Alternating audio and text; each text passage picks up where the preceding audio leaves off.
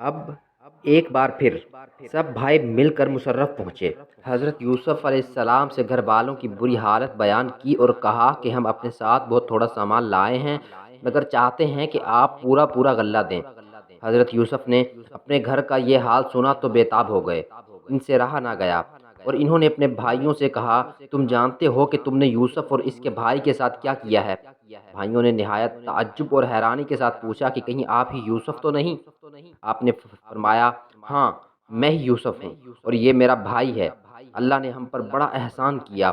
بے شک جو شخص نیک زندگی بسر کرتا ہے اور صبر سے کام لیتا ہے، اللہ اس کا بدلہ دیتا ہے۔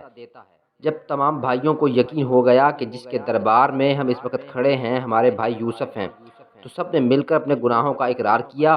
آپ نے فرمایا، تم کوئی فکر نہ کرو، تم پر کوئی الزام نہیں، اللہ تمام گناہوں کو معاف کرے، وہی سب سے زیادہ رحم کرنے والا ہے۔ جاؤ میرا کرتا میرے باپ کے چہرے پر ڈال دو، ان کی بینائی لوٹ آئے گی، اور پھر سب کو یہاں لے آؤ۔ ادھر قافلہ مصر سے روانہ ہوا اور ادھر حضرت یعقوب نے اپنے گھر والوں کو یہ خوشخبری دی کہ مجھے یوسف کی بو آ رہی ہے۔ انہوں نے سنا تو کہا کہ تمہارے سر پر ایک ہی ضبط سوار ہے۔ آخر قافلہ آ گیا۔ حضرت یوسف کا کرتا ان کے سامنے رکھ کر تمام حالات سنائے تو انہوں نے گھر والوں سے کہا، دیکھو میں نے تم سے نہیں کہا تھا؟ آخر سب بیٹوں نے مل کر آپ سے گناہوں کی معافی مانگی اور مصر کو چل دیے۔ حضرت یوسف سے ملاقات ہوئی تو انہوں نے ماں باپ کو اپنے پاس ٹھہرایا اور کہا، خدا چاہے تو مصر میں امن و آرام کے ساتھ رہیے۔ پھر ان کو اپنے ساتھ تخت پر بٹھایا۔ سب کے سب بھائی شاہی آداب بجا لائے۔ آپ نے فرمایا، یہ میرے خواب کی تعبیر ہے، اللہ نے اس کو سچ کر دکھایا۔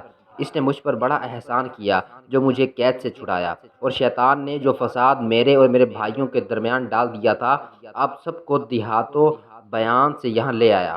بے شک میرا رب خیر کی حکمت جانتا ہے۔ اے میرے پروردگار، تو نے مجھے حکومت دی، باتوں کا مطلب سمجھا دیا۔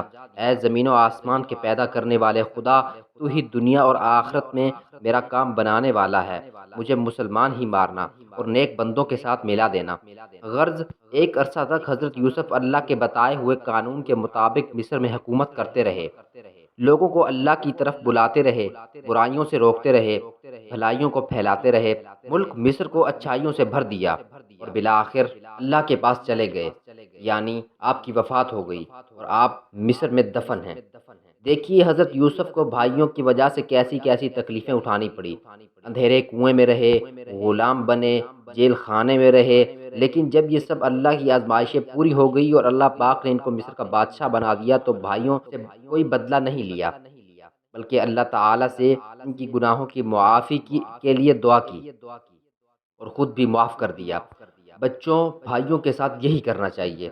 قرآن شریف میں ایک دوسری جگہ ہے جس کا مطلب یہ ہے، اگر تمہارے ساتھ کوئی زیادتی کرے اور تم اس کے بدلے میں اس کے ساتھ نیکی اور بھلائی کرو تو وہ دشمن تمہارا حقیقی دوست بن جائے گا۔ اللہ ہم سب کو ایسی ہی توفیق دے۔